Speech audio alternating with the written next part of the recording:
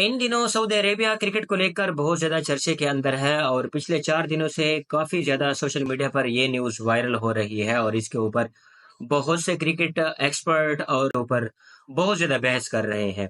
Recently खबर आई थी कि सऊदी अरेबिया जो है वो क्रिकेट के हवाले से अपनी एक ग्लोबल टी20 लीग को इंट्रोड्यूस करने जा रहा है और इस हवाले से उन्होंने जो है बीसीसीआई, आईसीसी और ऑस्ट्रेलियन क्रिकेट बोर्ड और उनके साथ ईसीबी यानी इंग्लैंड क्रिकेट बोर्ड के साथ जो है वो राब्ता किया कि हमें एक ऐसी लीग इंट्रोड्यूस करने दी जाए या उसका इनेकाद करने दिया जाए जिसके अंदर जो है हम मुख्तलिफ खसूसन उन नेशंस को जो अंडर डेवलपिंग नेशंस हैं क्रिकेट के हवाले से, जैसे कि सऊदी अरेबिया हो गया, आपके पास नमीबिया हो गया, नीदरलैंड हो गया, ये वो क्रिकेट बोर्ड हैं जो प्रिविलेज्ड हैं जिनकी इतनी क्रिकेट नहीं खेली की जाती इंटरनेशनल लेवल पर।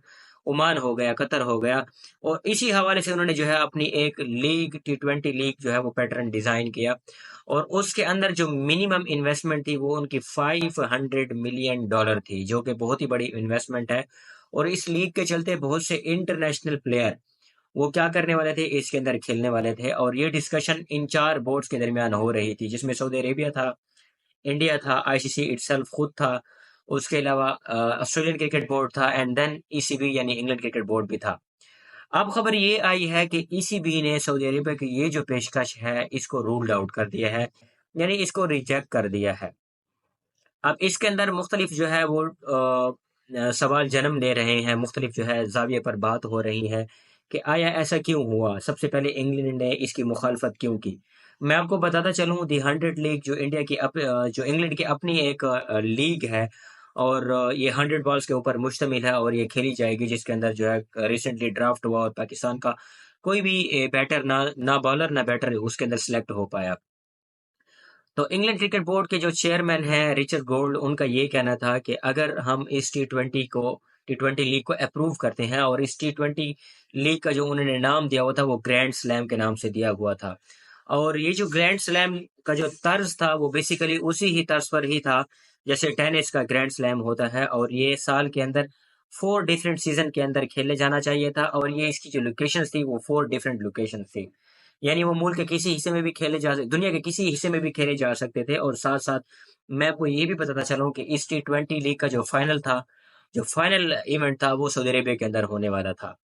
अब ईसीबी ने इंग्लैंड क्रिकेट बोर्ड ने इसको रिजेक्ट कर दिया है और रिजेक्शन की रीज़न ये दी है कि अगर हम इसको अलाउ करते हैं तो ऑलरेडी हमारे जो बैटर्स हैं या बैट्समैन हैं या जो क्रिकेटर हैं, उनके ऊपर वर्कलोड बहुत ज़्यादा हो जाएगा।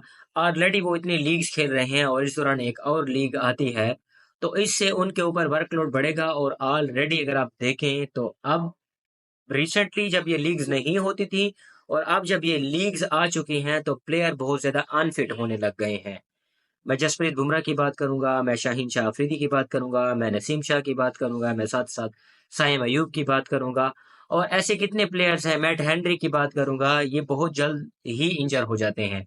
उसके अलावा आपने क्रैम्प्स को देखा होगा, प्लेयर्स को बहुत ज़्यादा क्रैम्प्स आते हैं ड्यूरिंग खेलते हुए।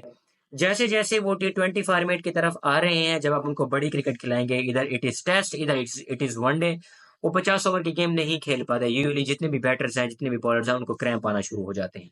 सबसे पहली रीज़न उन्होंने ये दी। अब उसके बाद उन्होंने ये कहा कि अगर वर्कलोड ज़्यादा होता है, जिसकी वज़ह से जो है ना प्लेयर के उनके ऊपर वर्कलोड या क्रिकेट वो ज़्यादा खेलेंगे, तो उनके अनफिट होने के चांसेस ज़्यादा हैं। ये तो वो रीज़न थी जो इंग्लैंड ने दी। अब इसके पीछे क्या रीज़न हो सकती है, पॉसिबिलिटीज़ क्या हो सकती हैं इसको चेक करने के लिए, उसके ऊपर थोड़ी-सी बहस करते हैं। देखें रवां साल के अंदर या यूँ कहें कि 2022 से लेकर 2025 तक सऊदी अरेबिया ने स्पोर्ट्स के डिपार्टमेंट ने बहुत ही बड़ा कोहराम मचाया हुआ है। सबसे पहले जो उनकी सऊदी प्रो लीग थी फुटबॉल की, उनके अंदर जो है ना उन्होंने बहुत ही बड़ा धमाका किया। किस तरह? सबसे पहले उन्होंने क्रिस्टियानो रोनाल्डो को साइन किया $200 मिलियन के एवज़। जब वो उस लीग के अंदर आए तो उसके साथ नेमार आए, नेमार के साथ फिर उसके बाद सैडियो माने आए, जो कि लिवरपूल के जो है वो अटैकर्स थे। एंड देन उसके साथ और बहुत से ऐसे इंटरनेशनल प्लेयर आए, जॉन हेंडरसन है वो आए, बहुत से ऐसे प्लेयर हैं जो अभी वहाँ पर खेल रहे हैं। तो यूँ सऊदी अरेबिया को जो है फुटबॉल के अंदर अच्छी खासी रिकॉग्निशन मिली एंड देन उसके बाद सऊदी अरेबिया के अंदर 2035 के अंदर या 2032 के अंदर फुटबॉल का बहुत बड़ा इवेंट यानी फुटबॉल वर्ल्ड कप होने जा रहा है जिनकी उन्होंने मेज़बानी करनी है। एंड देन उसके बाद हिस्ट्री के अंदर पहली मर्तबा 2024 के अंदर यूएफसी एमएमए के जो है वो इवेंट्स हुए हैं और यूं जो है सऊदी अरेबिया फलता फूलता जा रहा है स्पोर्ट के पर्सपेक्टिव में। उसकी सबसे बड़ी वजह जो ईसीबी ने सऊदी अरेबियन लीग को या ग्लोबल टी20 लीग को या जो ग्रैंड स्लैम लीग जो उन्होंने डिजाइन की थी उसको रिजेक्ट करने का सबसे बड़ा रीजन ये था कि हो सकता है कि इस लीग के आते ही जैसे नंबर वन लीग पर आईपीएल लीग है एंड देन उसके बाद पीएसएल है देन बीपीएल है, मुख्तलिफ किस्म की लीग है, कैरिबियन लीग है, इस तरह साउथ अफ्रीकन लीग्स है। ये जितनी भी लीग्स हैं कहीं ऐसा ना हो कि ये जो सऊदी अरेबियन लीग है क्योंकि पैसा इनके पास बहुत ज्यादा है, ये क्या कर देगी, ओवरकम कर देगी इन लीग्स को। और जब ये ओवरकम कर देगी, हमारी अंडर लीग जो अभी कहीं पर भी एग्जिस्ट नहीं करती, कहीं ऐसा ना हो कि ये हमारी अफादियत खो दे और यहाँ पर खेलने के लिए कोई भी ना बचे। और जब इसका ड्राफ्ट हो तो यहाँ पर ड्राफ्ट के अंदर कोई प्लेयर भी मौजूद ना हो। अब ये वो तहफ़्फ़ुज़ात हैं जो अब क्रिकेट से बहुत आगे चले गए हैं। पहले बात होती थी क्रिकेट की, अब क्रिकेट के अंदर बात होती है पैसे की। आप आईपीएल को उठाकर देख लें कितना पैसा वहां पर खर्च किया गया, आप पीएसएल को उठाकर देख लें वहां पर कितना पैसा खर्च किया गया।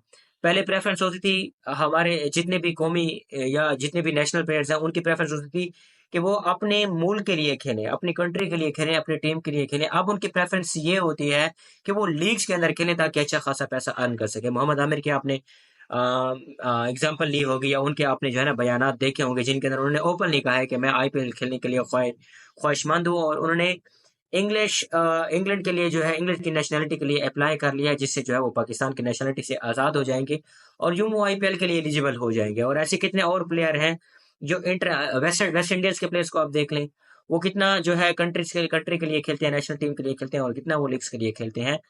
तो अब जो है वो क्रिकेट के अंदर जो रिवाइवल आया है लीग्स के बाद, उनका यहाँ जो रुझान बढ़ा है वो पैसे का बहुत ज्यादा रुझान बढ़ गया है। और वो जो पैट्रियाटिसिज्म था, मुल्क के लिए खेलने का जो जज्बा था, अब वो क्या हो रहा है, आहिस्ता आहिस्ता खत्म हो जा रहा है, होता जा रहा है। तो मेरे ख्याल में ये की कंसर्न था इंग्लैंड बोर्ड का और उसके साथ साथ उन्होंने अपनी साख भी बचानी थी कि आया हम कहाँ एग्जिस्ट करते हैं। कहीं ऐसा ना हो कि सऊदी अरेबिया जब यहाँ पर लीड करेगा, अपनी लीग को इंट्रोड्यूस करेगा, क्या हम कहीं पर नजर आएंगे? कहीं ऐसा तो नहीं कि हमारा वजूद क्रिकेट के अंदर खत्म हो जाए। तो ये इतने सारे जो क्वेश्चंस हैं ये अभी ऑन द टेबल हैं। अब उसके बाद अब बीसीसीआई को भी फैसला करना है, देन आईसीसी को भी फैसला करना है। फॉर द टाइम बिंग अभी तो ईसीबी का जो है वो डिसीजन आया है। अब उसके बाद इन तमाम कंट्रीज को, इन तमाम बोर्ड्स को, उसके बाद ऑस्ट्रेलिया बोर्ड को भी सोचना होगा कि आया हमने सऊदी को किस तरह लेकर चलना है। ऐसा तो नहीं कि फ्यूचर के अंदर सऊदी जो है वो रूल करने लग जाए, जिस तरह फुटबॉल के अंदर उनको रिकॉग्निशन मिली है, जिस तरह एमएमए के अंदर उनको रिकॉग्निशन मिली है। कहीं ऐसा ना हो कि इनकी टीम है ही नहीं पैटर्न के अंदर, अभी इंटरनेशनली इंट्रोड्यूस हो रही है और ऐसा ना हो कि क्रिकेट को ये रूल करने लग जाए। बिग थ्री की भी बातें हो रही हैं, बिग फोर की भी बातें हो रही हैं, जिसके अंदर ये डिस्कशन की जा रही है कि England board, Australian board, BCCI board और सऊदी अरेबियन बोर्ड ये मिलकर जो है वो रूल करेंगे क्रिकेट को।